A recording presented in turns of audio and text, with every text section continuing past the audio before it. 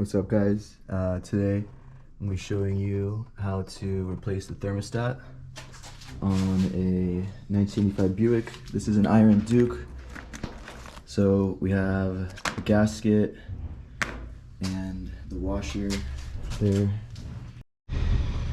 Alright, so my camera died, so I skipped the step of videotaping taking the thermostat housing off. Essentially all I did was I set it aside here at the highest point so you don't have that much fluid leaking out. This originally sits over here. Let's move that over here. There's two 1/2-inch bolts to these guys. They're pretty in there. The thermostat housing was stuck, so I went ahead and stuck this little tool in there through the hole to pry it out. You will have some spill out. It's not a large amount. I'd say, probably 2 cups of water. I went ahead and just put a rag on there, let it soak as it slowly dripped. Otherwise, at this point, I have the new thermostat. Before, mine did not have it. So I went ahead. It does not come with the thermostat. You have to buy it separate. And I went ahead and put that on there. And the old gasket was actually completely stuck on there. I had to use a razor blade to get it off. Here's actually a remnant of what's left. Just make sure you're very gentle with the razor blade not to cause too much scratches on the surface, or you could cause enough damage to break the seal. Otherwise, at this point, the next step is to put this on, and then well, first I put the thermostat in and then I put this on, and then we'll go ahead and bolt everything back together.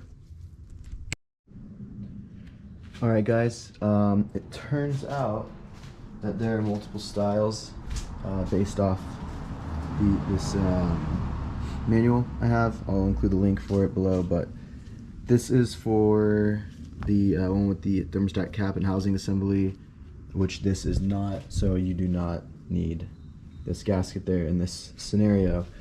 In this case, it's just the paper one. I got confused because the guy at the auto store actually sold me both, but this would make more sense because it would not fit. Great, so line that up and go ahead and set this back on top of there best we can. Go ahead and grab these screws. Give me a moment. I'm gonna go ahead and clean these off with some brake clean. Alright, so I went ahead and got those pretty tight. So if we see here, let's see if I can get it to focus. So for 4-cylinder, we need 27 Newton meters or 20 foot-pounds. I'm gonna go ahead and use a torque wrench, get that done. Now that we have that torqued and closed, make sure everything nice and snug, doesn't look like anything's leaking, rinsed the excess coolant off with some water. So now I'm gonna go ahead and bleed all the air out. You can get these bleed kits at any auto store, online, Amazon. I'll include a link for that as well. Otherwise, this is filled with distilled water. I don't think, we lost too much coolant, so it shouldn't really matter if you include the antifreeze mixture. In this scenario, if you want to go ahead and use straight coolant, you can, but distilled water works just fine as well.